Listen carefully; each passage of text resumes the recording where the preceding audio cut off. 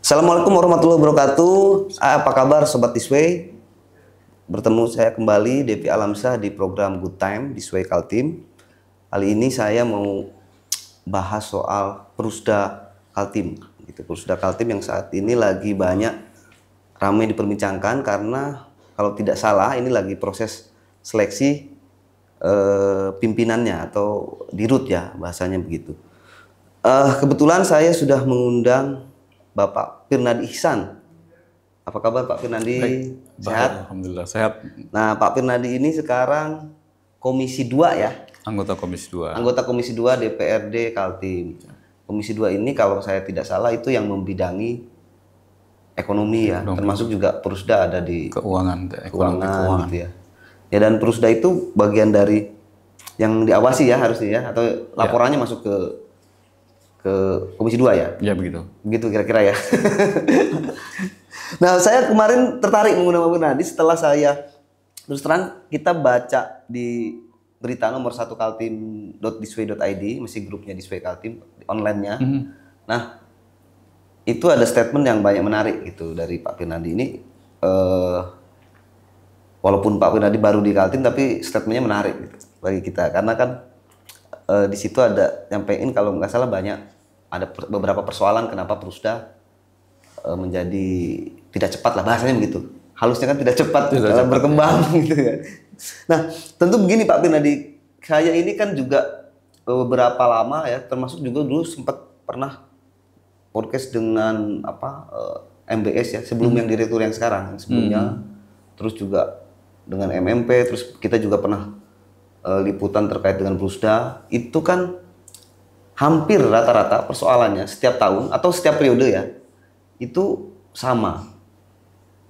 Nah, yaitu misalnya tidak capai target lah, terus misalnya APBD yang dikeluarkan banyak, pemasukannya nggak sesuai, terus kemudian juga ada beberapa kasus ya, seperti kalau nggak salah ada yang masuk ke ranah hukum tapi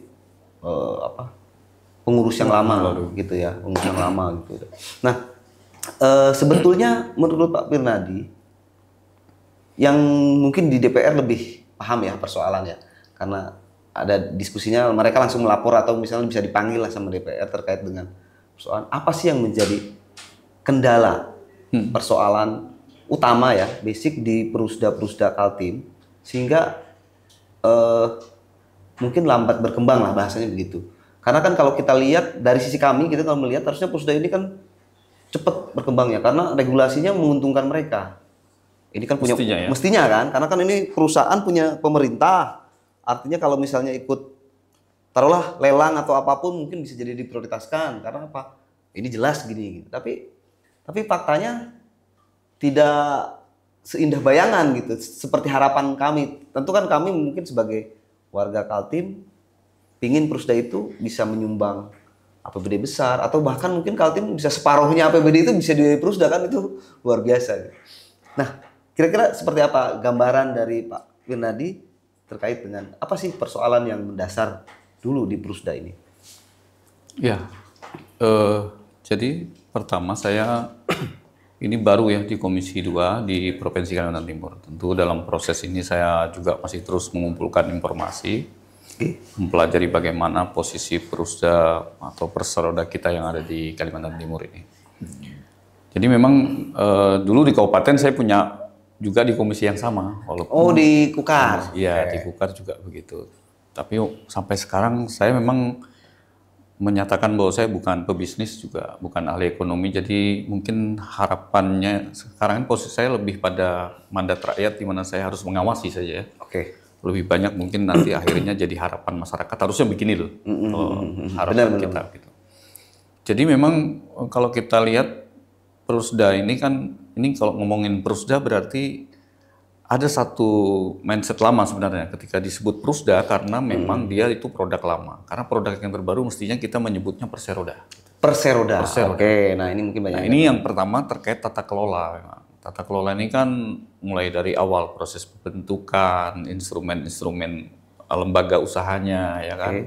Nah, ini bedanya Prusda sama Perseroda tuh di situ. Dulu Prusda itu di masa terdahulu itu dibentuk dengan peraturan daerah aja. Oke. Nah, jadi memang asal muasal kenapa sih kita mesti memiliki Prusda atau Perseroda itu kan karena kita pemerintah daerah itu nggak boleh berbisnis sebenarnya sejatinya. Benar. Nah, tapi kita menyadari punya potensi yang bisa mendatangkan keuntungan kalau dia bicara dari sudut pandang pendapatan. Atau ada penugasan khusus yang harus dikelola oleh pemerintah daerah yang bisa mendatangkan kemanfaatan dalam hal pelayanan. Misalnya perusahaan perusahaan umum air minum ya, itu mesti dikuasai oleh daerah agar tidak dikapitalisasi secara bisnis. Iya. Nah, tapi yang kaitan dengan pendapatan tentu ada potensi di kita yang harusnya kita optimalkan supaya bisa menghasilkan. Nah, dulu dibentuklah peraturan daerah untuk kemudian melahirkan yang namanya Prusda-Prusda itu. Yang oleh kemudian pemerintah pusat itu melalui PP 54 tahun 2017 yang mengatur tentang badan usaha milik daerah, itu Prusda nggak ada, dihapus ya. Namanya sekarang Perseroda. Persero daerah. Yang bentuknya ya ada BUMD itu ada dua bentuknya. Perusahaan umum daerah, Perumda, sama Perseroda. sama Perseroda. Nah, ini tanya. Itu. Apa sih bedanya atau konsekuensi dari dua nama ini? Oh, gitu dulu ya. Oke. Jadi tadi kalau kita melihat lagi faktor penyebab kenapa lambat majunya dari itu tadi ya. Berarti dari tata kelola ini yang harus kita benahi. Karena dari sinilah sumber masalah berikutnya. Nah, kalau Perseroda, setahu kami saya kebetulan ikut ini banyak Perseroda di Kukar yang sudah kami rubah di masa kami di Komisi 2 itu mengikuti peraturan di atasnya PP ini. Itu memungkinkan Prusda kita itu ketika dia berubah bentuk menjadi Perseroda itu sudah memenuhi kaidah-kaidah sebuah organisasi bisnis modern seperti perusahaan-perusahaan umum. Pada umumnya, oke. Dia punya perangkat-perangkat yang ada pengurus, pemegang saham gitu ya, ada aktanya gitu. Yang membuat dia lincah dan ya bisa memenuhi harapan kita dari sisi pendapatan pengelolaannya. Nah, itu di Perseroda semua instrumen tadi ada, ya kan? Mereka nanti memutuskan segala sesuatunya dalam RUPS misalnya. Oke. Pemegang saham. Nah, kalau Perseroda ini dibentuk oleh pemerintah provinsi, dalam hal ini di provinsi, dimiliki sahamnya 100% oleh provinsi, maka RUPS itu dipimpin oleh pemilik modal. Kalau dalam rezim PP 54 2017 ini, KPM, kuasa pemilik modalnya adalah kepala daerah. Dalam hal ini gubernur. Berarti Pak Rudi, dalam hal ini pemegang sahamnya saat ini. Kuasa pemegang sahamnya adalah Pak Rudi. Pak Rudi. Beliaulah nanti yang memimpin RUPS itu dan menentukan di situ termasuk mengangkat komisaris, kemudian mengangkat direksi, menetapkan rencana anggaran kerja perusahaan, rencana anggaran perusahaan, bahkan mungkin tadi menetapkan target pendapatannya harusnya berapa. Di RUPS? Di RUPS. Biasanya begitu memang. Dan ini saya lihat di beberapa perjalanan sebelumnya kan bahkan ya intervensinya nggak ada dari pihak luar, kecuali di RUPS itu sendiri yang pegang kendali kan pemilik modal. Benar.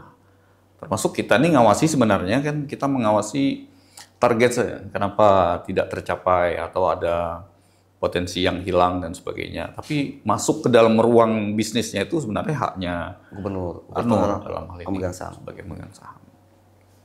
Nah itu.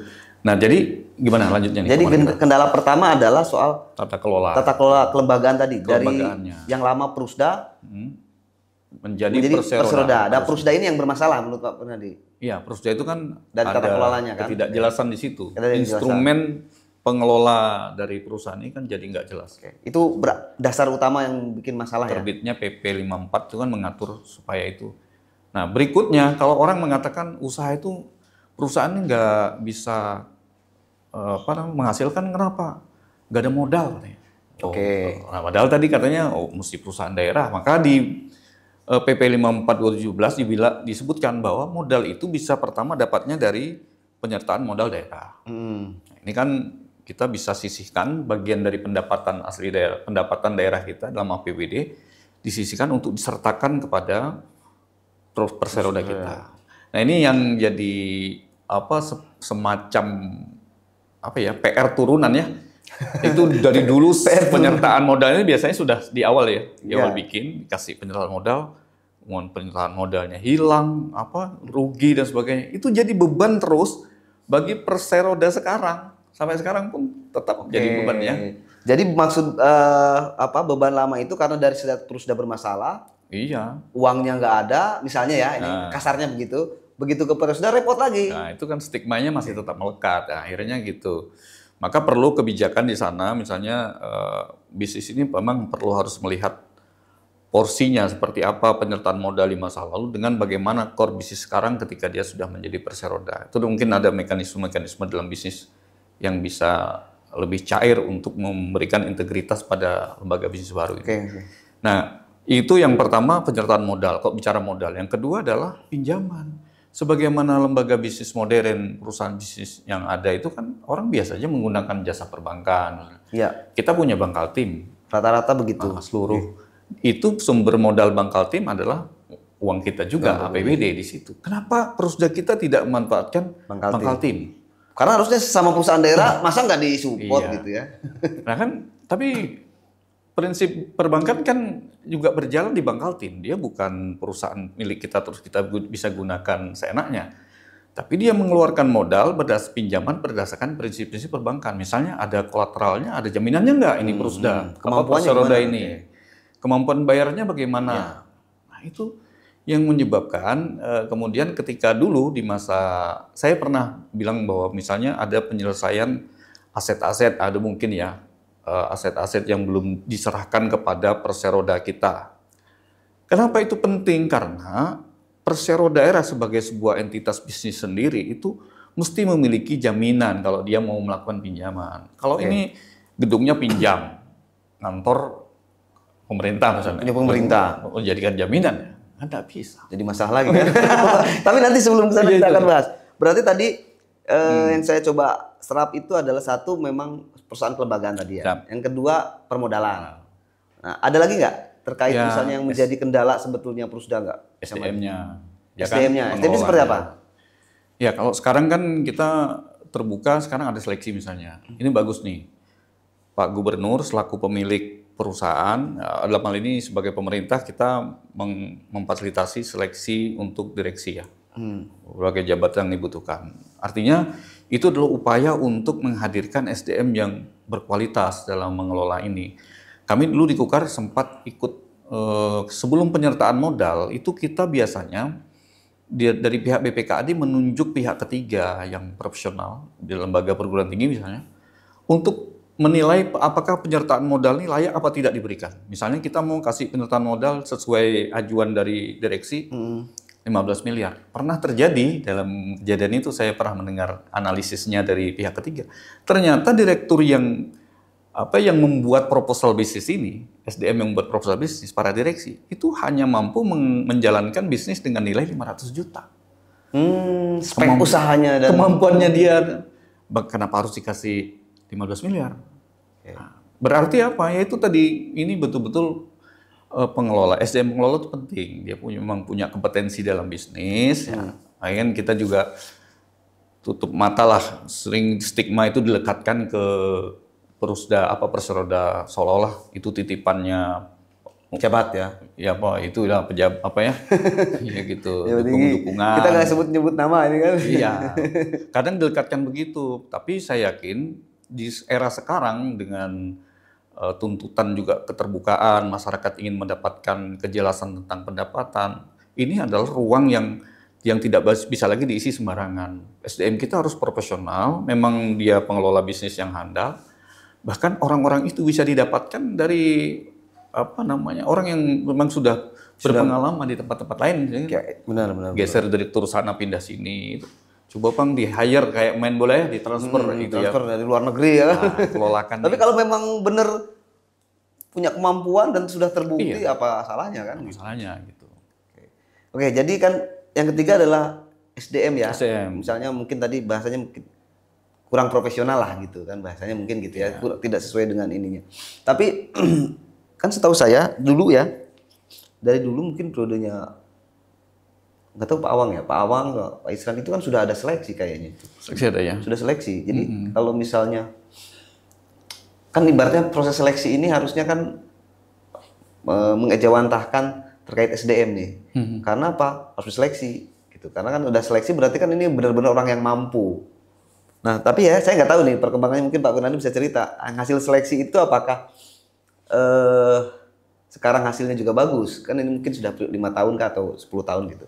Apakah hasilnya bagus? Mungkin nanti Pak Gunandi bisa. Karena kan dulu seingat saya juga seleksi. Artinya kan bisa dilihat nih yang hasil seleksi ini ada perkembangan atau ternyata sama aja kan, nggak, kita kan nggak tahu. Bahkan ini kalau nggak salah saya baca di berita Pak Gub tim seleksinya dari Jakarta gitu.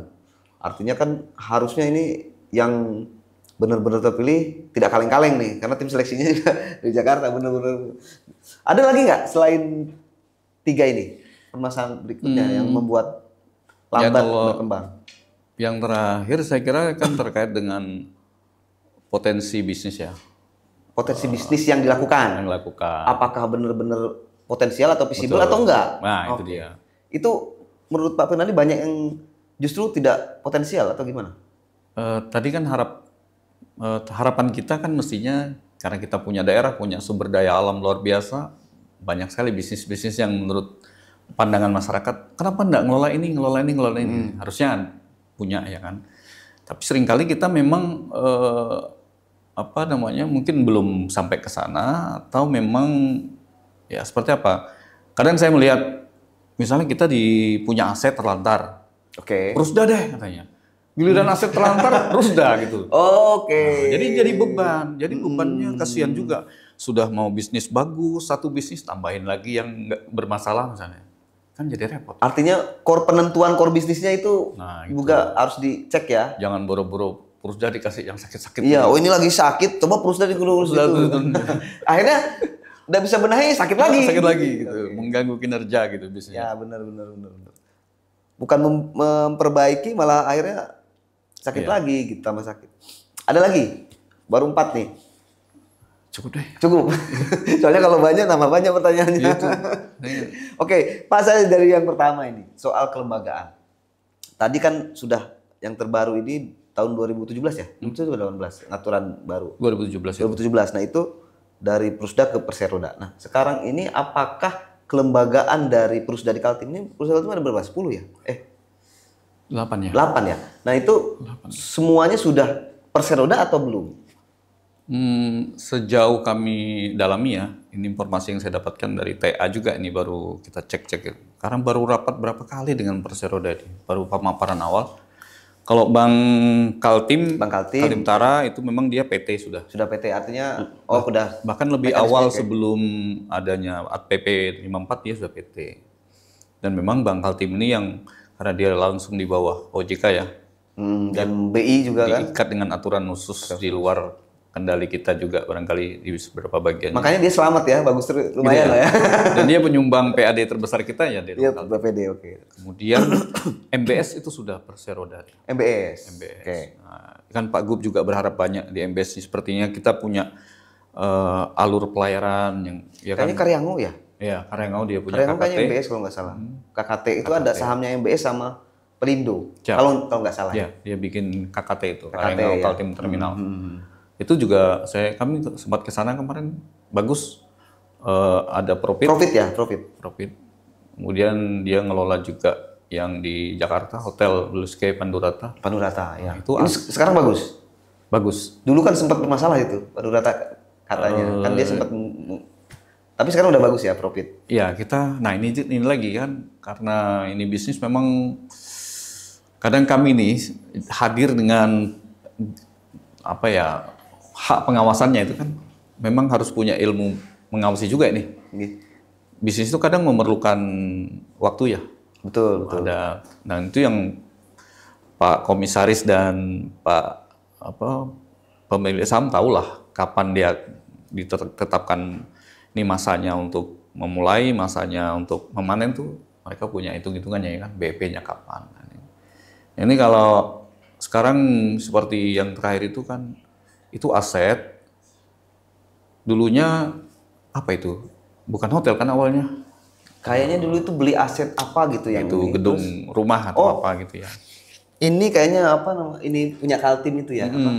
Itu kan untuk menjadikan dia standar hotel itu kan mesti memenuhi beberapa kriteria dan persaingan sangat tinggi. Benar, tapi kami kemarin menyaksikan bagaimana mereka tumbuh dengan rencana-rencana melakukan renovasi bersama dengan MBS, dan kami kira mereka akan rebound lah, mungkin akan untung. Dan mereka kan habis diterpa COVID kan cukup lama. Benar, Industri perhotelan agak kalau. Tapi saya pengen dengar ini aja, karena kan lama terdengar itu ya Hotel Pandora. Sekarang dari laporan yang Bapak lihat atau mungkin informasi yang terima, apakah sudah progres? Mereka itu kan Profit. Bagusnya ini ya, mereka tuh kan fixed cost mesti nyetor ke kita 900 juta per tahun. Oke. Untung nggak untung bisnisnya dia harus setor 900 juta per tahun. Dan dia disiplin setor. Tetap store. Tetap store. Artinya kita anggap bagus lah. Iya, daripada itu terlantar, Ya, kita saya dulu di Kukar, punya banyak aset kami di Menteng, tapi kan nggak semua bisa kita kelola. Dan itu nggak mudah mengurus aset. Dan ini fixed cost dia bayar 500 juta, dan tinggal sekarang dengan rencana bisnisnya, kan kita berharap ada kelipatan lain dari benefitnya itu kan. Iya. Itu yang mereka kerjakan. Dan jadi MBS sudah oke. MBS oke. Itu sesuai. BPD, MBS oke. Kemudian BKS juga belakangan kan sudah perseroda dia. BKS ini yang batubara ya? Batubara, bara Kaltim. bara Kaltim. Hanya kemarin lagi begitu kita masuk langsung diterpa itu ya persoalan hukum yang lalu, tapi ya. Kasihan juga beban yang baru ini kan nggak bisa kerja itu, kantornya digeledah ya. Repot dah. Nah, mudah-mudahan nanti bangkit. Kita juga berharap besar ini kan BKS, kalau kasat mata saya ya, kita berharap masa Kaltim yang kaya ini tambangnya di mana-mana kita nggak kelola tambangnya. Artinya kan gini, banyak perusahaan tambang besar di Kaltim dan banyak yang sudah jadi triliuner gitu kan. Hebat. Tapi Prusda sendiri Prusda Kaltim sendiri yang tapi itu kita tangkap signalnya, Pak Gub kan udah bicara itu. Oke. Jadi apa katanya Pak Gub? Ini terlepas dari pendapat beliau yang tentang ormas dan lainnya ya, saya nggak masuk situ. Tapi beliau ingin agar tambang di Kaltim dikelola oleh Perseroda. Saya nyebutnya biar enak aja deh, Perseroda. Berarti ormas sama ini enggak tahu saya itu izinnya kan pusat. Iya pusat, tapi kan mungkin Pak Gub punya jalur lah ya, komunikasi. Saya kalau kita mampu, Perseroda kita kan layak mendapatkan izin. Semua layak, termasuk ormas, termasuk Perseroda kita. Ketika sudah dapat izin dari kementerian untuk mengelola tambang, kenapa tidak? Kenapa tidak? Dan itu ya amanatnya ya mestinya kita lah. Ya kan? Kelola.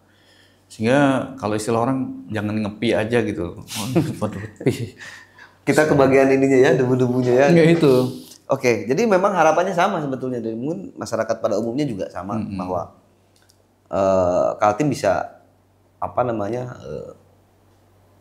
ya bisa sejahtera dengan kalau Prusdanya jalan, bisnisnya jalan, bukan hanya orang yang usaha di sini habis itu sebagian besar surplus value-nya keluar gitu kan. Nah, itu mungkin juga menjadi masalah kita, Bu. Oke, jadi tadi masalah kelembagaan apa lagi? Setelah MMP kalau tidak salah yang MMP sudah dia PT ya. Perseroda atau PT? PT kalau saya PT MMP.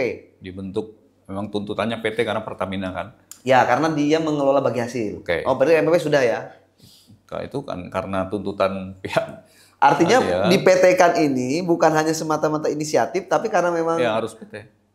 Ya itu. Alurnya misalnya bank dengan BI dengan itu ya. Di luar itu yang kan belum, sekarang ini ada. BKS tadi belum ya? BKS sudah. Sudah, oke. Yang belum tuh agro ya. Agro apa namanya itu ya? Yang perhutanan, pertanian, kelistrikan.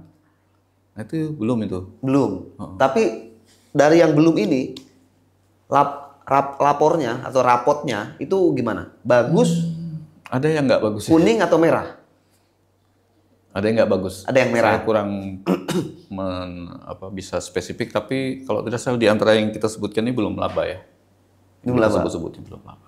Tapi yang sudah Perseroda tadi sudah berlaba semua? Ya, MBS kan sudah laba. Sudah berlaba, oke.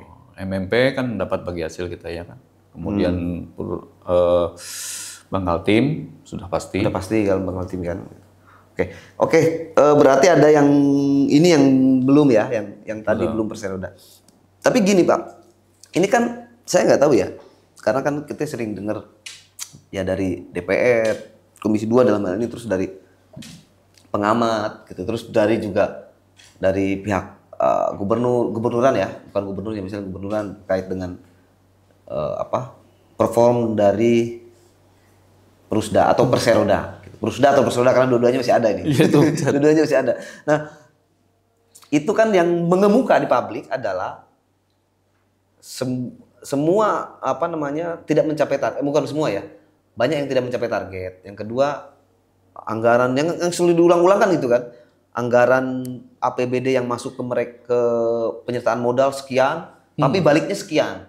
Itu kan hampir setiap tahun itu ada statement itu. Atau mungkin apalagi ketika zaman ini ya, zaman periode berikutnya mau habis itu ya, atau pergantian periode, itu pasti ada begitu. Nah, ini tuh hanya apa namanya? Saya nggak tahu kalau misalnya tadi sudah profit, tapi kok yang ditimbul di berita ini hanya lebih banyak apa tunsnya yang lebih negatif. Apa memang seperti itu atau memang ada hal lain ini? Karena kan tadi Pak Fernandi sebenarnya sudah ada 4 tadi ya, 4 atau 5 yang sudah profit. Artinya kan nggak bisa digeneralisasi bahwa Prusda Kaltim ini tidak sukses. Artinya kan sudah ada profit nih, apapun besar kecil tetap profit nih. Tapi yang muncul adalah penyertaan modal tidak berimbang dengan pemasukan. Nah, itu yang muncul. Dan itu kan bagi publik seperti saya akhirnya negatif. Buat apa gitu penyertaan modal sebesar itu terus gak untung-untung terus, karena hampir tiap tahun tuh yang diberitakan seperti itu. Gimana tanggapannya Pak Fernandi? Ya, kalau dari tadi yang kita sebutin ya, saya mungkin tidak spesifik yang mana tuh ya, yang dan berapanya ini kelemahan saya. Datanya saya nggak punya berapa profitnya. Tapi kalau Bank Kaltim sudah pasti kita tahu dia profit ya. Kemudian apa namanya si MBS juga ya profit. Tapi memang dalam mengelola perusahaan ini mereka kan juga punya rencana bisnis berikutnya. Jadi ada hal-hal yang dia investasikan misalnya, yang dalam hal ini dari beberapa mereka ini maksudnya sering punya banyak anak perusahaan juga sudah punya. Ini nanti kita bahas juga itu. Repotnya itu. Ya. Nah, kalau anak perusahaannya rugi ke bawah akhirnya. Ke bawah. Mau nggak mau kan dia harus nutupin kerugian itu kan. Itu dia. Atau ada kinerja yang buruk, ya kita akhirnya kena imbas bahwa dia nggak profit atau nggak untung. Tapi secara umum memang yang profit ya profit, sudah profit ya. Tapi yang tidak itu yang memang mesti dalam sebuah perusahaan, karena ini bedanya kita nggak pernah ngawasin perusahaan lain ya. Karena memang perusahaan orang, namanya perusahaan kita. Ya sedikit apapun itu yang mesti. Nah, tadi yang saya juga apa namanya? Kadang kita itu penyertaan modal itu kan beban masa lalu. Dulu pernah disertakan modal kok belum balik sekarang ini. Mestinya kan dikasih 100 miliar baliknya ya. Kok setahun cuma 1 miliar loh. 1 miliar kapan-kapan selesainya? 100 tahun baru selesai ini. Tapi kalau kita lihat dari sini dia sudah bisa profit aja udah syukur, kita bilang profit gitu. Padahal dibandingkan dengan modal yang dia disertain awal, jauh banget gitu. Jauh banget. Tapi inilah periode di mana dia mau bangkit dan tumbuh ini di masa yang sekarang ini. Dulu itu ya biarkan berlalu ya. Tapi gini, saya mau tanya begini, apakah modal itu berupa uang atau juga berupa aset? Makanya ketika yang disebutin misalnya di berita bahwa ini penyertaan modalnya sekian ratus M. Apakah itu uang semua atau berupa aset? Tentu kan perlakuannya beda nih. Kalau berupa aset misalnya saya nih dikasih aset 100 M tapi berupa aset, tentu saya belum bisa berusaha. Betul. Saya harus kerjasama. Ini kalau asetnya tanah berarti kan saya harus kerjasama nih. Karena misalnya kita nggak punya uang, adanya tanah misalnya, kan harus bersama dengan orang nih. Atau saya melakukan pinjaman dengan kolateral aset tadi. Tapi apakah tadi kolateral aset ini bisa dijaminkan? Karena misalnya asetnya aset punya Pemprov nih, kita jaminkan ke bank kalau nanti saya nggak berhasil, gimana statusnya? Nah, apakah itu berupa aset atau modal? Atau mix dua-duanya? Mestinya keduanya. Jadi sejak ketika dia awal didirikan Prusda, dia mesti disuntik dengan penyertaan modal. Dengan modal, uang dan aset? Uang dan aset. Asetnya biasanya hadir belakangan ya. Kantornya minjem-minjem dulu tuh biasanya. Nah, contoh yang terbaru yang kita ada evaluasi ya, kita datangi adalah KKT. Karyawan Terminal itu kan perusahaan bentukan MBS dengan Pelindo. Awalnya kan Pemprov Kaltim dengan Pelindo ya, tapi karena Pemprov nggak boleh, ini kan masuknya lewat MBS. Di sana kita punya aset, kalau tidak salah itu lahan yang sekarang ditempati jadi area KKT. KKT itu Punya Pemprov, artinya sekarang MBS lah dikelola MBS di situ. Nah itu aset kita berupa lokasi itu, berupa tanah, dan yang bangun Pelindo. Mereka Pelindo. Oh, jadi Pelindo yang bangunkan, tanahnya punya. Iya, setelah mereka merger punya anak perusahaan, maka KKT bangun ya kan. Nah, tapi kalau dicatatkan aset kita yang kita punya ya tanah itu sebenarnya. Nah, persentase berapa akhirnya saham kita dalam perusahaan itu kan ditentukan lagi nanti dengan perjanjian di kepemilikan. Itu sama-sama juga BUMD sama BUMN kan? Iya. Pelindo juga BUMN. Nah, di situ peliknya itu kan kalau perusahaan kita ini karena perjanjian awal pengelolaannya itu antara Pelindo dengan Pemprov, terkait dengan itu, maka MBS masih punya beban harus mereview perjanjian-perjanjiannya dengan Pemprov Pelindo itu lewat Pemprov itu. Dan belum direvisi, belum ada pembahasan ulang. Seingat saya kemarin lagi dikerjakan gitu ya. Lagi dibahas lah ya. Dibahas. Oke, karena kan bisa jadi mungkin menurut MBS, wah kalau kerjasama begini gue nggak untung nih, misalnya menurut MBS. Kan boleh dia melakukan itu kan. Nilai saham mesti dinaikkan dan sebagainya kan gitu. Karena mungkin udah di MBS karena ini tadi sudah diseleksi tadi, dia akan ngitung nih. Iya. Mungkin begitu ya. Oke, ini kita lanjut, saya mau bacakan berita dari statement dari Sekda ya, Sekprov. Ini Pemprov Kaltim akui miliaran dividen Prusda tertunggak, janjikan evaluasi lewat Biro Ekonomi. Artinya kan Ibu Sri dan atau Sekda ya, dalam hal ini Pemprov Kaltim merasa ada dividen Prusda yang belum tertunggak. Nah, ini hampir semua Prusda itu, Prusda dan Persoda yang tertunggak itu atau sebagian sudah terpenuhi. Yang kedua, apakah dividen ini ditarget atau ditentukan maksudnya? Dan bagaimana penentuannya? Siapa yang menentukan bahwa berapa angka-angkanya? Itu terkait dengan dividennya harus berapa, ini berapa gitu. Karena kan yang kita tahu bahwa ketika perusahaan dibangun tentu butuh waktu lihat kapasitas perusahaannya kan. Biasanya kalau pengusaha itu ada, ini kalau aku investasi ini BP-nya berapa lama nih? Oh kalau model begini 5 tahun, oh model begini 10 tahun, model begini wah ini cepat nih, misalnya setahun 2 tahun udah BP gitu. Kan ada yang biasanya sudah dengan spek usaha tertentu dia bisa paling nggak mengestimasikan BEP-nya gitu. Bahkan ada yang sebelum sesuai targetnya sudah BEP. Nah, apakah ini menjadi domainnya siapa ini untuk menentukan? Apakah DPR juga terlibat di situ penentuan dari target itu, atau hanya diserahkan kepada komisaris atau RUPS masing-masing? Dan apakah DPR kalau diserahkan berarti kan tetap dilampirkan tuh DPR, oh targetnya sekian, ini sekian. Tapi DPR pernah mempertanyakan nggak terkait dengan apakah ini visible dengan misalnya speknya, taruhlah kita sebut BKS nih ya. BKS ini misalnya targetnya sekian, apakah ini benar-benar rasional untuk target BKS sekian dengan spektrum yang usaha yang dia miliki atau tidak? Kira-kira siapa yang lebih banyak gitu? Baik. Jadi jika ini awalnya kan internal perusahaan, berarti itu hadirnya angka-angka rencana keuntungan itu ada dari RUPS ya. Dari RUPS mereka, oke. Nah, kemudian karena ini yang Perseroda RUPS, kalau yang Prusda RUPS enggak? Ya enggak. Enggak RUPS. Enggak RUPS. Jadi yang menentukan siapa? Biro Ekonomi atau harusnya Biro Ekonomi. Biro Ekonomi. Oh, artinya langsung di bawah Pemprov ya. Karena nanti mereka ada badan Dewan Pengawas juga. Kalau di Perseroda, ya kan, di Prusda itu, dan itu juga akhirnya kan pejabat-pejabat kita di BPKD maupun di ekonomi yang biasanya menangani itu. Tapi karena ini milik daerah, maka mereka wajib lapornya ke situ.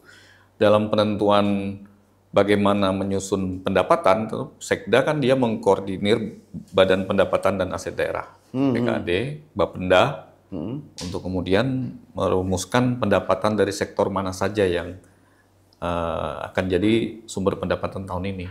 Nah, itu dari RUPS itu laporan lapor komisarisnya itu kan pasti dari biro ekonomi tuh. Oke, berarti bidang ekonomi yang paling dominan ya. Jadi Sekda pasti mengetahui pada akhirnya walaupun ini perseroda sekalipun pasti nanti lapor terkumpul ke Sekda untuk kemudian jadi bahan menyusun pendapatan, sektor pendapatan kita untuk APBD tahun depannya itu dari sini.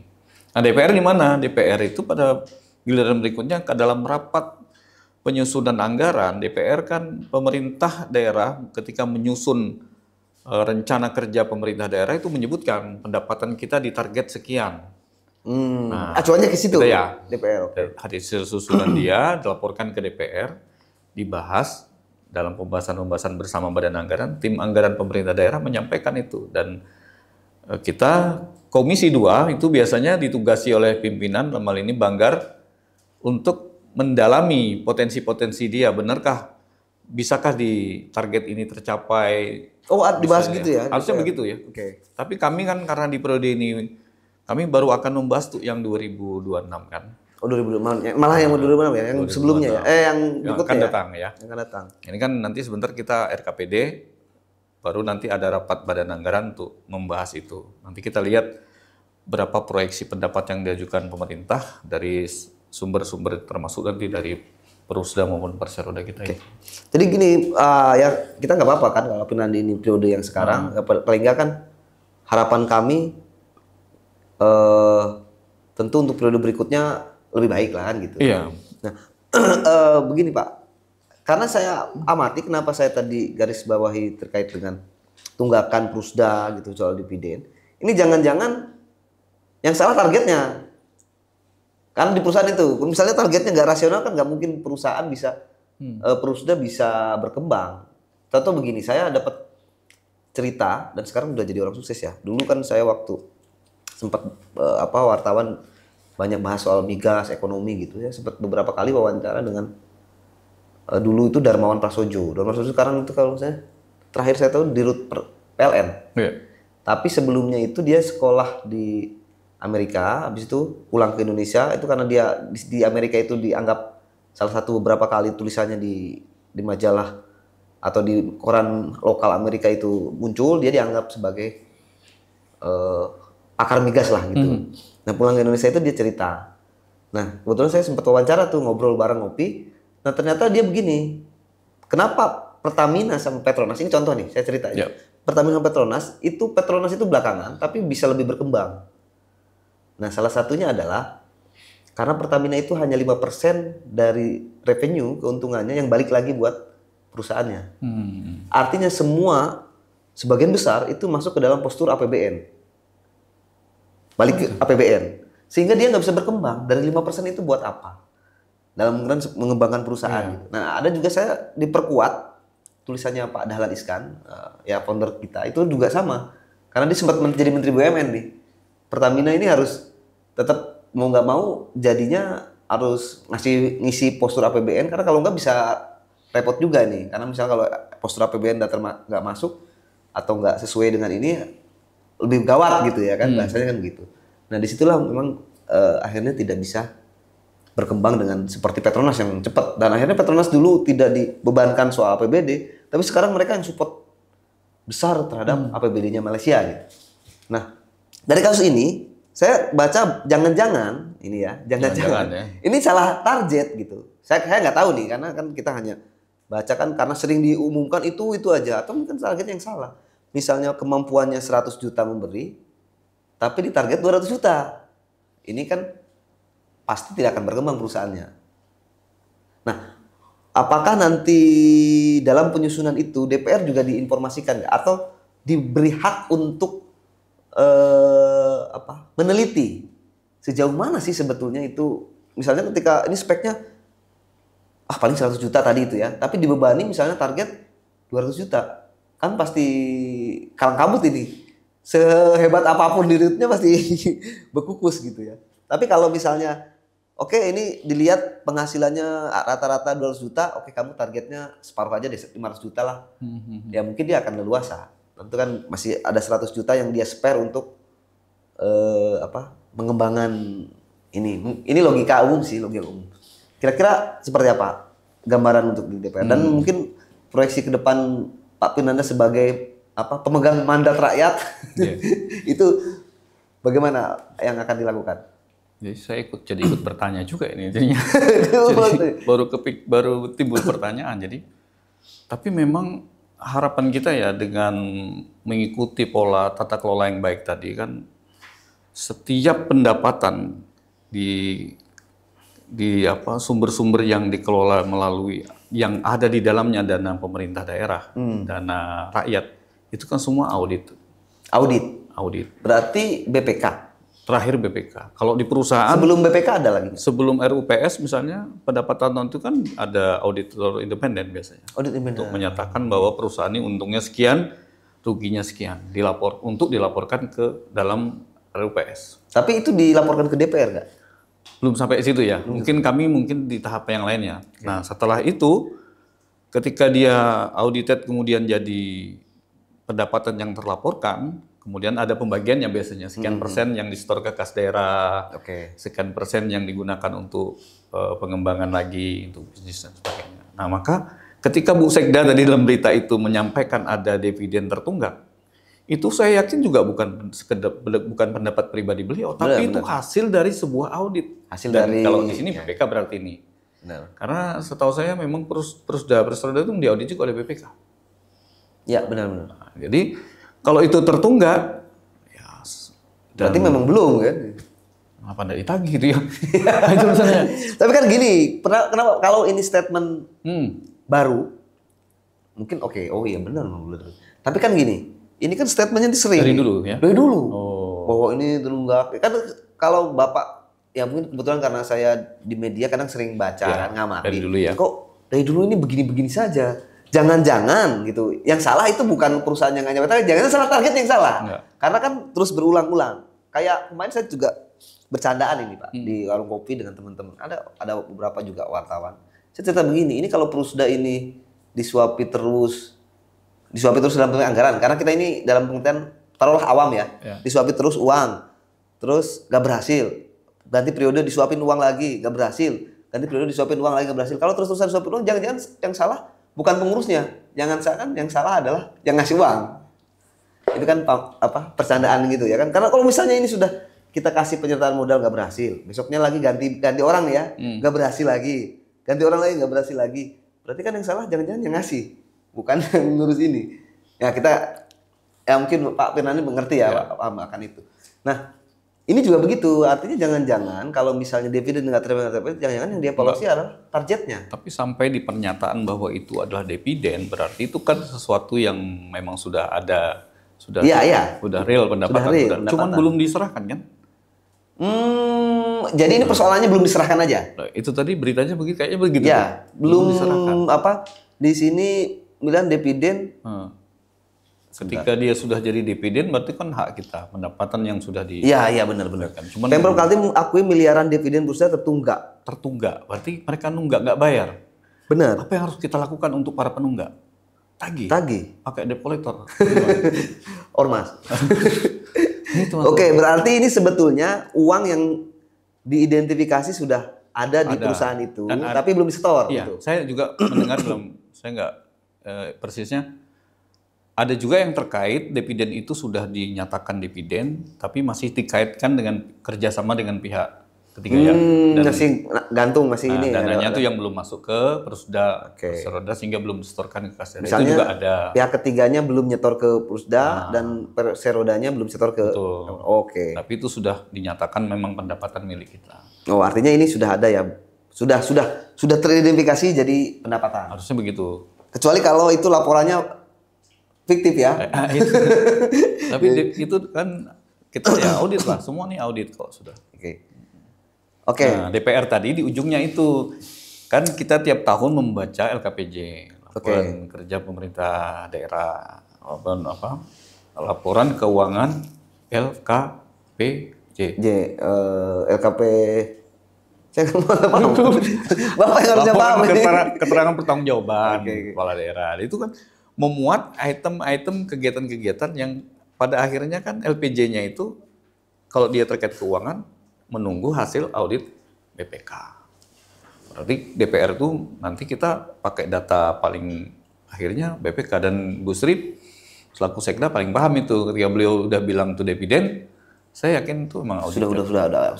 Jadi gini, DPR itu punya kewenangan nggak melakukan audit di luar yang sudah Pemprov? Nggak ada. Nggak ada. Jadi hanya murni terima laporan aja. Iya, kita ikut di prosesnya boleh mengawasi ya.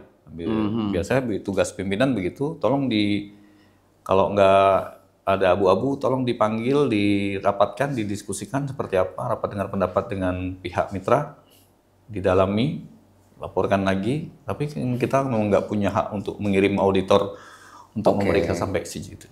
Ya, karena makanya kenapa saya tanya itu, karena kan mau nggak mau DPR sebagai legislasi ini kan pengawasan di situ. Ya. Karena kalau misalnya dia tidak hanya menerima laporan tanpa ikut proses atau meneliti di situ, mengkaji ya, itu kan agak berarti kan memang itu murni dari Pemprov toh. Nah, sementara ini kan anggaran APBD ini kan tetap anggaran rakyat toh. Jadi memang saya kira, saya nggak tahu ya mekanismenya, apakah memang disertakan misalnya dalam proses RUPS atau disertakan dalam proses pengawasan atau disertakan dalam proses evaluasi, saya nggak tahu. Tapi kalau hanya dikasih laporan saja, kan kita nggak tahu bahwa di laporan itu apakah sesuai dengan yang dilaporkan itu atau tidak, atau ada rekayasa, kan kita nggak tahu. Kadang kan biasanya ada juga banyak perusahaan yang melakukan rekayasa finance yang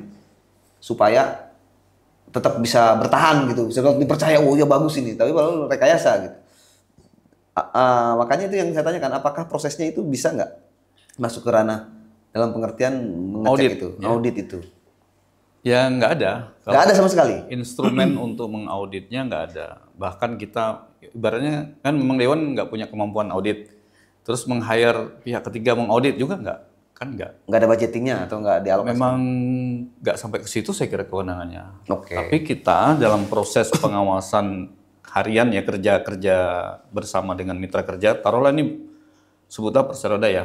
Kan oleh pimpinan lembaga ini kan ditugaskan kami Komisi 2 untuk bersama-sama membahas bersama mitra kerja. Jadi hanya sekadar membahas? Iya, mengawasinya di situ. Di pembahasan itu? Bagaimana performanya, usahanya, perform apa enggak dan sebagainya. Kalau kemudian itu akan dibuktikan nanti dengan apabila dia terkait keuangan kan dengan LHP BPK-nya itu. BPK lah yang badan yang bisa melakukan pemeriksaan. Jadi tetap rujukannya BPK aja lah gitu. Semua pakai BPK. Tapi bukan berarti bahwa DPR nggak punya hak. Misalnya ada sesuatu hal yang kan gini, semua punya lah kalau namanya insting, kecurigaan. Iya. Dari berdasarkan itu mencari dasar-dasarnya, kemudian kalau toh kemudian didapati ada sesuatu hal yang menyimpang dalam proses perjalanan pengawasan itu, kan kita boleh, DPR punya hak menyatakan pendapat, hak untuk meminta keterangan kepada gubernur, bahkan dulu ada hak angket namanya. Iya, benar. Dan itu bukan dulu, sampai sekarang. Masih sekarang ya? Iya. Masa ada? Masih ada angket sampai sekarang kan? Jadi ada hak tadi interpelasi, ada hak angket, itu ada hak. Nah itu kan berarti apa? Berarti fungsi pengawasan DPR harusnya tetap ada muara akhirnya di mana, kekuatannya itu punya sebenarnya. Tinggal mau digunakan atau tidak. Ya artinya kan kalau misalnya strukturnya begitu, berarti maju, berkembang atau enggaknya Prusda itu ya tergantung di gubernur akhirnya.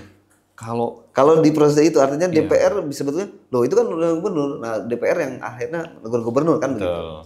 Nah rejim 54 2017 itulah ketika gubernur sebagai kepala daerah menjadi kuasa pemegang modal yang dititipkan tadi dalam pembentukan Perseroda, maka memang di tangan gubernur lah. PS-nya itu di pimpinan beliau lah yang makanya kita ya ini kan pas gubernurnya juga orang muda yang punya pengalaman berusaha dan sukses dalam usahanya. Ya, jadi Pak Pernandi punya, kita ngomong gubernur nih, Pak Pernandi punya harapan besar Pak Gubernur Rudi untuk bisa mendorong Prusda ini maju karena dia kan punya basic pengusaha yang ya kita bilang sukses lah ya, karena memang beliau tahu bagaimana caranya itu dan cara beliau melihat potensi juga kan sudah benar dah tuh. Kita punya punya potensi tambang, punya alur pelayaran, punya bisnis-bisnis turunan bersama potensi itu. Yang itu tinggal seperti tadi, harapan orang kalau Perseroda itu mestinya udahlah dapat dukungan kok gitu ya kan. Iya, Kenapa nggak berbisnis yang Tapi saya menarik juga, ini kaitan dengan kemampuan pengelola. Misalnya kita di Kukar itu dulu, Pak Bupati kami itu mengangkat direktur untuk sebuah perusahaan yang lagi kolaps ya. Hampir kita tutup. Sering kita dengar pernyataan, tutup aja, amputasi, putus misalnya. Kalau pabrik gitu kan. Padahal perusahaan itu meninggalkan utang dengan tenaga kerja yang belum dibayar. Ya kan? Dan Bupati tetap kokoh waktu itu, bahkan mengganti namanya pun tidak. Kadang kita kan supaya dapat integritas baru, ya percayaan baru, ganti Ini bupatinya namanya. yang mana? Yang Pak Edi Damansa. Di Damansa. masa kita ikut dengan beliau waktu itu ya, sama-sama di masa itu. Diganti nama pun tidak. Artinya ditunjuklah orang untuk menangani itu, pelan-pelan dia akhirnya berhasil untung, walaupun kita untung 500 juta pun kita sebut luar biasa. Luar biasa. Karena utang sudah lunas, tenaga kerja sudah dibayar, dan dia mampu membalik keadaan dengan keuntungan-keuntungan. Artinya apa? Dia itu menempatkan orang yang tepat. Itu. Dan kita pemerintah daerah mesti sabar sebagai pemilik modal nih Pak Gub, dan kita semua ya sabar melewati fase-fase itu. Orang bisnis itu biasa, ada untung rugi, ada ini. Tapi benar. pengelola yang berintegritas, yang kompeten, yang sudah kita ikhtiarkan melalui seleksi dan sebagainya itu, memang harus diberi kepercayaan penuh untuk mengelola ini sampai dia, kalau dalam bahasa orang itu diinkubasi lah, gitu ya, sampai dia itu betul-betul bisa menghasilkan. Kalau udah ya keluar. Iya, jadi targetnya itu jangan dia dibebankan juga dengan peristiwa masa lalu yang membuat dia tertatih-tatih. Itu memang bebannya berat sekali. Tapi gini, terkait dengan beban masa lalu, taruhlah begini, ini ada satu Perusda atau Perseroda ternyata punya beban masa lalu yang banyak. Ya. Utangnya banyak, uangnya nggak ada, karyawan banyak. Aduh. Ya kan? Kan ini repot nih. Nah, tapi ketika jadi yang baru, ini kan PR. Ya. Ketika dia akan memikirkan utang, memikirkan karyawan, memikirkan uang yang nggak ada, ini kan dia nggak akan bisa berkembang, karena dia akan masuk situ hanya menyelesaikan persoalan, bukan mengembangkan perusahaan. Tapi kalau itu ditutup, terus dikasih penyertaan modal baru, dan ini ditinggal begitu saja, ya itu tadi keluar pernyataan sudah bermasalah, dikasih modal lagi, nanti jangan-jangan yang salah adalah yang ngasih modal gitu. Nah, artinya ini kan akan menjadi bermasalah juga. Nah, bagaimana menutup itu? Kalau misalnya kita akan ngomong ke depan, tapi masa lalu ini kan tetap membayangi dan mungkin tidak selesai semua. Bagaimana? Kita pernah melatih itu di Kukar. Pak Edi Damansa menginkubasi Perusda Tunggang Parangan yang dulunya punya utang. Nah, itu berhasil. Yang sempat ada kasus tank. Oh, dia punya itu lain ya? Itu lain. Kalau itu PT apa itu lupa saya baca. Gerbang Raja Migas ya, MGRM. Kalau ini Tunggang Parangan itu nyata. Dia punya utang masa lalu ya. Pokoknya kalau di Dewan tuh tutup terus, tapi beliau nggak mau tutup. Tapi di hire lah, termasuk Pak Kepala SDM kita sekarang, Pak Bambang Arwanto, beliau yang dulu membidani itu, sehingga juga di masa itu bisa keluar pelan-pelan melewati masa sulitnya, dan sekarang bisa mencatat dengan keuntungan, dan mereka sekarang mengelola alur pelayaran di bawah Sungai Mahakam, asistaknya itu kan dikelola juga oleh mereka. Dan bukan hanya itu, ada satu lagi harapan masyarakat kan, kadang kita ini kenapa sih nggak bisnis yang besar-besar gitu, tapi kan orang melihat kita nih karena mungkin SDM pengelola kita begitu nggak mampu mengelola yang besar. Kenapa enggak yang kecil kalau gitu? Kadang kita ya jangan juga malu. Misalnya ada Perusda berbisnis LPG, boleh nggak ya? Tabung gas. Ini kan, tapi kalau itu jalannya untuk profit, maksud saya bukan LPG barangkali, karena udah banyak ya masyarakat. Mungkin kalau untuk layanan bolehlah kita ambil kuota LPG untuk dibagikan kepada masyarakat yang membutuhkan subsidi. Tapi kalau mengurus bisnis-bisnis kecil yang dianggap orang kecil, tapi dengan itu kita bisa profit dan bangkit, kenapa tidak? Ya. Nggak harus investasi yang besar misalnya. Kan ini masa yang banyak pengusaha misalnya kecil dari nol bisa tumbuh besar. Ini yang sudah Perusda. Itu tangan gubernur nanti selaku punya harapan besar lah. Tapi begini, sebelum nanti kita ngomong tadi ngomongin nanti tadi peran Perusda sih. Artinya kan juga saya kalau nggak, apakah dia punya peran lain? Karena kan mungkin ada namanya Perusda itu tidak hanya ngomongin bisnis toh. Ada dua peran, misalnya peran bisnis dan juga ada peran sosial. Mungkin bisnis-bisnis yang misalnya dibutuhkan oleh rakyat, tapi mungkin orang pengusaha nggak ada yang mau, Prusda nggak bisa hadir di situ, mungkin gitu. Tapi nanti itu bahas. Ini lagi Pak, terkait dengan banyaknya anak perusahaan. Saya sempat waktu kesini itu Pak Edi siapa? Edi Kurniawan. Saya cerita, ternyata MMP itu punya banyak anak perusahaan. Saya bilang buat apa? Banyak-banyak perusahaan waktu itu. Kenapa nggak melibatkan masyarakat? Karena kehadiran masyarakat, Prusda ini juga salah satunya menggeret pengusaha lain. Misalnya ini Prusda melakukan ini, oke, aku rangkul lagi nih A, B, C, D supaya pengusaha-pengusaha yang di lokalnya jalan juga, bukan hanya Prusda gitu. Tapi Prusda itu mendorong juga yang lain. Tapi ini kan ternyata banyak. Saya nggak tahu berapa banyaknya itu anak perusahaan dan banyak juga yang bermasalah. Tapi ya itu tadi dosa masa lalu. Nah ini apakah nanti DPR punya perangkat untuk mengevaluasi ini kok banyak banget Prusda yang misalnya bukan Prusdanya, anak-anak Prusda yang misalnya terlalu banyak dan itu menjadi beban, itu nggak punya perangkat nggak untuk mengevaluasi itu? Dan sudah punya peta nggak? Artinya kan mungkin Komisi 2 harus punya peta nih. Oh ini Prusda ini kok banyak banget sih turunannya. Nah ini jangan-jangan kalau misalnya kalau banyak turunannya tapi profit semua nggak masalah. Iya. Tapi kalau misalnya 10 punya turunan 10 anak perusahaan, 9 yang bermasalah, 1 aja yang profit menjadi beban gitu. Ada nggak sampai perangkat itu evaluasinya? Mungkin belum tuntas kami mereview itu ya. Tapi yang saya pelajari juga dari beberapa misalnya di MBS kita sempat kunjungan ke 2 tempat yang kita dalami. Jadi anak perusahaan itu memang ada yang lahir dari sebuah kerjasama dengan pihak lain kan gitu. Oke. Nah, itu memang dituntut punya berarti. KKT lahir dari kerjasama MBS dengan Pelindo untuk mengelola terminal peti kemas. Berarti kan harus bikin anak perusahaan mereka, melahirkan anak perusahaan. Kalau itu oke. Kemudian yang jadi ini kalau ada yang lahir tiba-tiba ya, tanpa ada ininya harus. Tapi biasanya mereka memang begitu. Harusnya dia lahir si anak ini tadi dari perkawinan sah gitu ya. Ada. Mungkin banyak yang ilegalnya perkawinannya kan. Banyak anaknya. Tapi kita belum selesai ini ya melihatnya. Kita kerjasama dengan ada juga yang kerjasama langsung MBS dengan Blue Sky dalam mengelola aset itu kan enggak pakai anak perusahaan. Ya, lebih baik artinya kan dia merangkul gitu kan. Ya, kalau itu mungkin ada spesifikasi bisnis tertentu yang harus punya anak perusahaannya.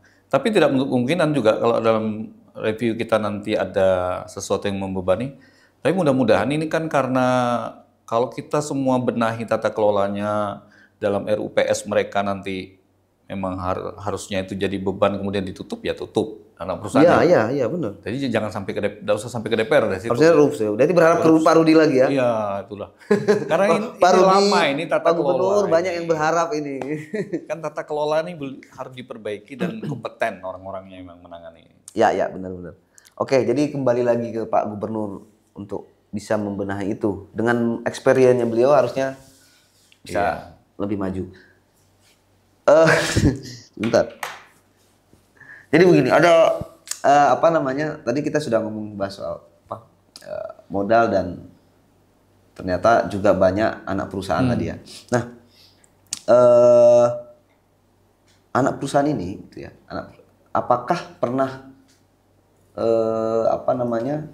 dikaji terkait misalnya visible nggak sih anak-anak perusahaan ini? Visible nggak sih anak-anak perusahaan ini? Pernah juga nggak ada pengkajian itu? Atau memang dibiarkan liar begitu saja sehingga ya sudah tergantung dirutnya siapa dan ini siapa? Dan pada akhirnya ada yang nyampein ke saya tuh. Kemarin tuh teman-teman di Sway juga. Bang, ini jangan-jangan jadi PNS mereka. Sekalian aja jadikan PNS gitu. Nah, maksud saya itu kan, oh iya juga ya, artinya apa? Ketika misalnya ganti dirutnya atau ini, nanti ada lagi orangnya masuk bikin rules lagi. Jadi yang ditanyakan adalah kenapa perusahaannya misalnya tidak profit atau ini profitnya menurun, tetapi operasional tetap sama. Belanja pegawainya sama. Nah ini, tapi mungkin bisa dicek ya, Pak Firnadi bisa dicek. Belanja pegawainya sama, jadi sekalian aja Bang kayak PNS, gak usah bikin usaha. Kenapa? Ya kan dapat gaji aja, nggak perlu lagi ini. Kenapa nggak sekalian jadi P3K aja katanya? Ini kan pameo teman-teman wartawan ketika ngobrol. Kenapa nggak sekalian P3K aja? Una murni itu dapat gaji dari pemerintah, ngapain juga misalnya harus pakai anak-anak cabang perusahaan atau prusda gitu. Tapi ini kan patut dijadikan pelajaran karena mungkin mereka sudah melihat, mengamati mungkin gitu. Gimana menurut Pak Firnadi? Iya ya. Tadi belum bicara induknya, itu ruwet ya. Ruwet, induknya ruwet. Ini anaknya. Tapi kalau pendekatannya ke gaji fix, yang gaji yang kok tetap gitu ya, memang perusahaannya begitulah. Kan kita ada UMR ya kan. Benar. Ya mesti tetap. Kalau orang ditetapkan dengan jabatannya, karirnya itu kan hak-haknya harus tetap. Tapi memang perlu profesionalisme pengelola, direktur, direksinya ini untuk meningkatkan pendapatan tuh jelas tuntutan kita begitu. Nah ini tadi memang kita belum sampai ke situ ya, melihat bagaimana anak-anak perusahaan yang didirikan ini, apakah dia membebani apa tidak. Tapi mungkin akan sampai ke situlah kita. Amin. Terima kasih banyak kita berharap begitu. Masukannya ini. Itu pengecekan kita juga mungkin akan sampai ke sana. Sama seperti Bang Kaltintara, dia punya mendirikan banyak BPR ya, Bank Perkreditan Rakyat. Mungkin dalam hal ini kaitannya untuk menyentuh masyarakat lebih dekat lagi ke bawahnya itu. Ya. Itulah, nanti kita dalami itu. Siap. Oke, nih kita Pak Firnadi masuk segmen terakhir ya. Sebenarnya banyak yang kita ceritain, cuman ya mungkin kita nanti akan undang lagi ya orang-orang yang bisa memberikan kejelasan sebetulnya terkait dengan ini, karena ini kan hak rakyat untuk tahu. Nah mudah-mudahan nanti Pak Fir bisa nggak itu misalnya proses tadi kan bukan hanya seleksi yang minta transparan, kadang kan juga publik terlupakan gitu. Tapi mungkin dari DPR kalau bisa mendorong transparansi dalam pengertian berapa sih revenue dari satu Prusda, terus bisa paling nggak di publish secara gambaran umum lah ya. Di DPR dan di BBR mempublish itu mungkin lebih enak. Artinya mungkin kalau kita punya kelemahan dalam mengawasi, biar rakyat juga ikut mengawasi kan begitu kan.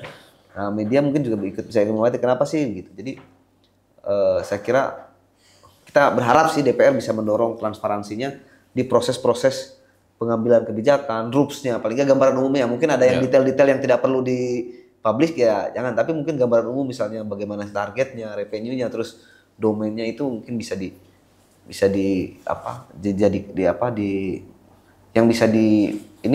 transparan sih, kita berharap begitu. Cuman begini Pak, terkait dengan itu maka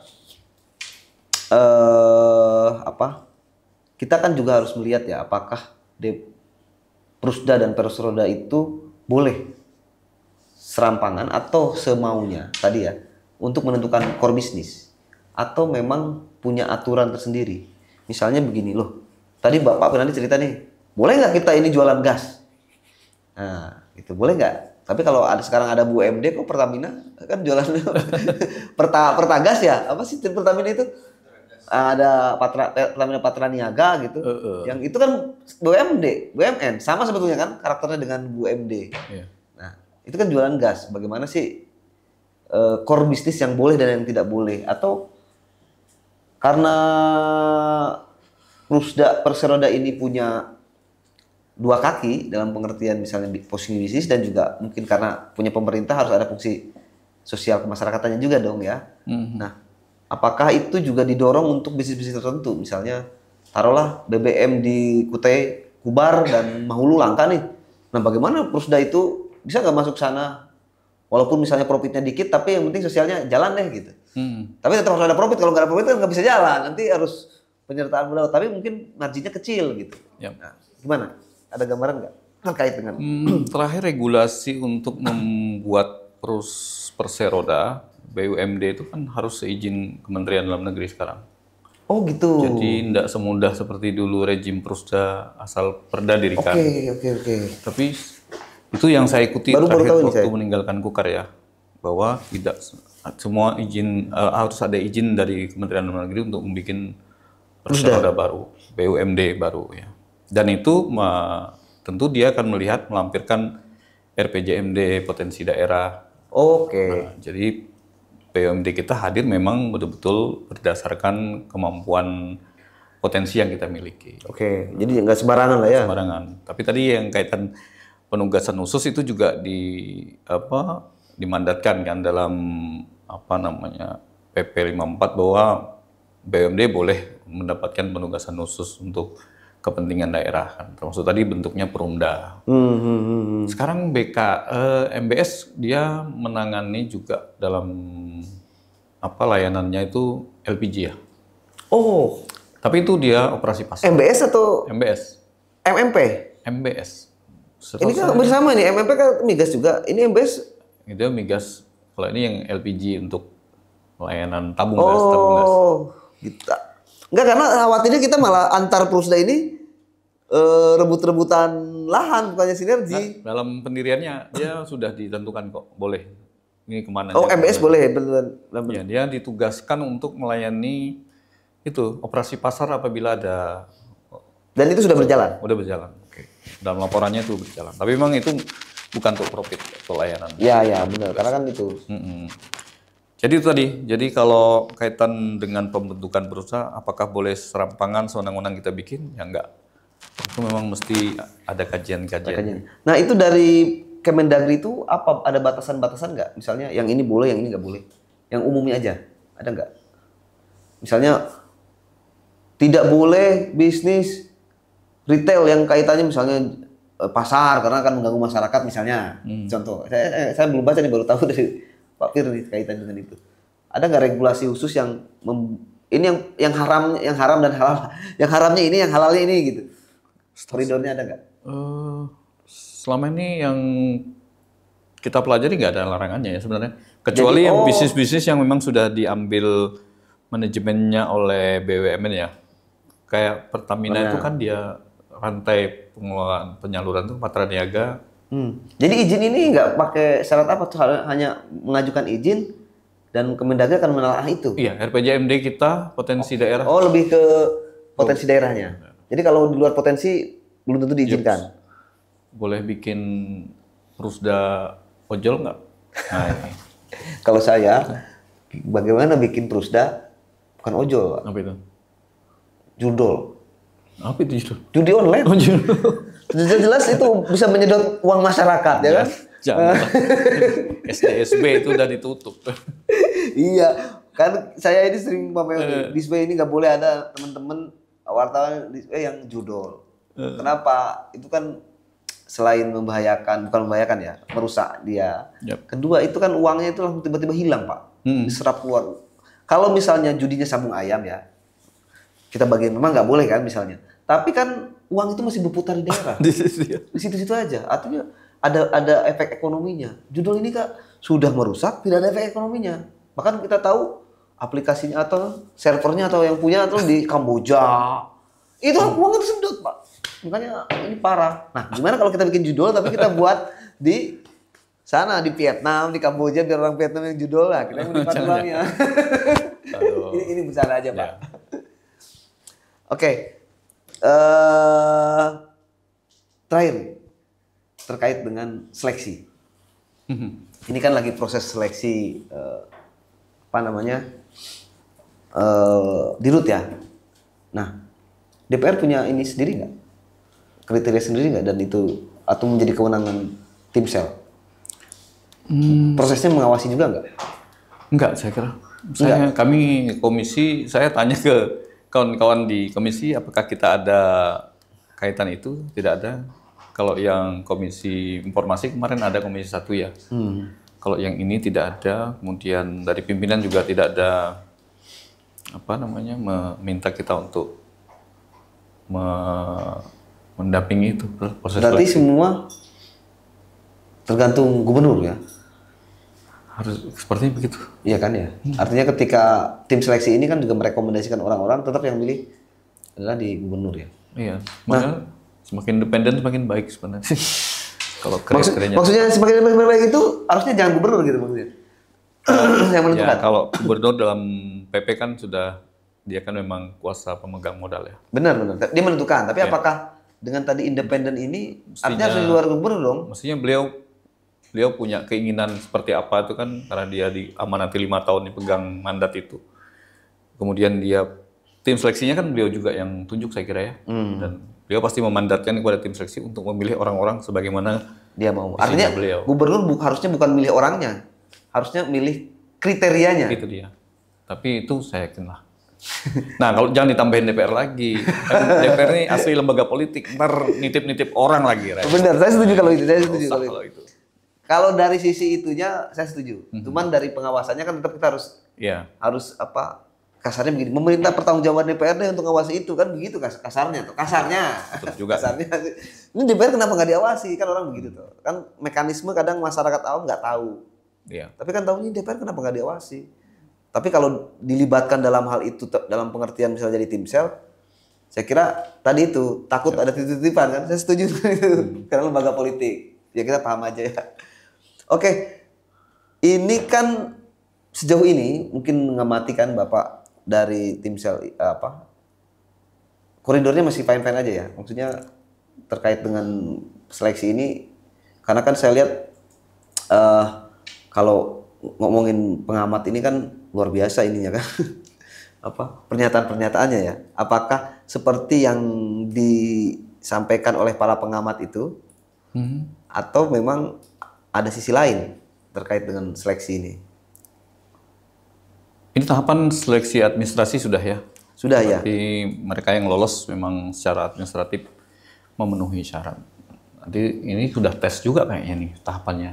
Ya, ini ada kemarin nama X di Rut Garuda tak hadiri tes uji kompetensi. Nggak ikut tes berarti dah. Seleksi direksi Prusda ini dia nggak ikut karena pemberitaan atau Bisa jadi itu pengawasan masyarakat itu.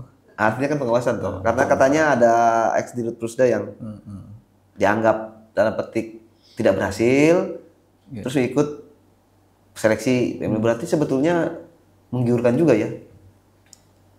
Jadi di Rut Prusda itu ya. Karena kan ini kan di standarnya Garuda. Kalau X di Rut Garuda ini kan luar biasa, tapi daftar ikut itu di ya. Berarti kan luar biasa menggiurkan ya. Apa sih menggiurkan itu, Pak Firnadi? Mungkin dia di Kukar apakah menggiurkan nggak sih jadi di Rut ini? Karena saya lihat yang sampai 80-an ya yang ikut tes seleksi itu sampai 80-an kalau nggak salah. Iya. Yang terdaftar nama-nama itu. Artinya kan menggiurkan ya. Gitu dah. Begitu ya. Habis itu menggiurkan tidak berhasil juga nggak apa-apa. Oke Pak Firnadi, ada yang mau sampaikan soal seleksi ini? Ya, sampai nanti akhirnya seleksi apa tadi? Ujian. Itu yang tahu nanti kan tim pansel bagaimana kompetensi orang berdasarkan keilmuannya atau profesionalismenya dia lewat ujian. Ujian itu nanti setelah kita melihat mungkin nanti masyarakat kan juga bisa ikut memantau lagi. Tapi sejauh ini saya lihat saya belum melihat ada nama-nama yang apa namanya kayaknya nggak ada pebisnis luar ya, apa mantan-mantan apa kita nggak kenal ya. Kecuali Garuda tadi itu ya. Garuda itu yang terlacak, yang lain tuh mungkin lokal kita ya, sepertinya dari dalam. Tentu kita harapkan semangat mereka untuk membangun Prusda juga diikuti dengan kemampuannya gitu, profesionalismenya dia. Jangan titip-titipan ya. Iya itu. Dan Tapi kita kalau titip-titipan itu boleh nggak sih? titipnya sama siapa? Enggak, sebetulnya pemain teman-teman sebetulnya nggak ada masalah itu, soal orang. bukan Selama orang. masih profit, selama bisa menguntungkan siapapun silahkan aja kan. Iya. Oke, Pak Gunadi, kita berharap berarti kita sama-sama nih berharap sekarang kepada Gubernur Kaltim Pak Rudi Masud supaya untuk paling nggak ke depan bisa Prusda ini bisa profit dan lebih baik lah karena basicnya Gubernur kita adalah bisnis yang sukses. Artinya ya tahu betul lah bagaimana Ini proses Prusda instrumen kita untuk mendapatkan pendapatan ya, untuk mengeruk pendapatan. Pendapatan ini kita semakin banyak ya, semakin senang. Sekarang nih posisi kita kan bagus nih. PAD kita hampir setengahnya itu didapatkan pendapatan komposisi kita itu dapatnya dari PAD. Termasuk harusnya dari ini dari PAD? 9 50% ya? triliun lebih itu dari pendapatan asli daerah. Bagus sih, DBH ini baru kita nih. sisanya. Saya juga kaget kan di Kukar juga kami kan Itu ini kan ini Kaltim. Kaltim. Ternyata begitu. APBD-nya Kaltim ini berapa? 20 sekarang dalam posisi 20. kita ya Dan 20 triliun. PAD 9. PAD-nya 9. Paling besar dari sektor kendaraan. Iya, pajak kendaraan. Samsat. Kemudian kalau dari Prusda itu Bank Kaltim yang ikut menyumbang besar. Nah, kalau ini bisa dioptimalkan, maka akan ada lebih banyak dana untuk membangun. Berarti totalnya sudah nyampe 50% dari PAD. Hampir, kalau kan 9, sekian T dengan 10 T, kalau DBH-nya kan 10 T. DBH 10 T, oke. Anggaplah sudah setengahnya kan. Kemandirian Iya. fiskal, ya boleh dibilang mandiri. Saya baru tahu ini nih. Dia telat tahu nih. Jadi luar biasa itu, luar kita taruh harapan besar ke Prusda. Prusda. Apalagi sudah sekian lama dipersepsi nggak untung terus nih. Bahkan kan mungkin Pak Rudi juga sempat itu ketemu sama siapa gubernur Jawa Barat itu KDM ya. ya KDM, bahwa katanya kalau APBD Kaltim ini segini bisa menghidupi seluruh Dibagi warga itu ya. Kaltim ya kan, nggak usah kerja katanya kan gitu. Ini ibaratnya sebetulnya besar nih potensinya kan gitu. Oke, terima kasih Pak Bernardi, mudah-mudahan nggak kapok kita undang nanti. Apalagi sebetulnya Komisi 2 ini kita kan banyak tema-tema bisnis nih, tema-tema terkait dengan ini, dan Komisi 2 saya kira banyak yang perlu tahu informasinya, dan Komisi 2 lah yang karena dipotnya ke Komisi 2, nah kita minta bocoran di Komisi 2 dalam pengertian informasinya. Terima kasih teman-teman Sobat Isway. Kita nanti akan bahas selanjutan lagi dan juga mengundang narasumber yang bisa memberikan informasi lagi terkait dengan Prusda dan segala macamnya. Mudah-mudahan sehat selalu dan salam Disway. Salam Disway. Salam Disway.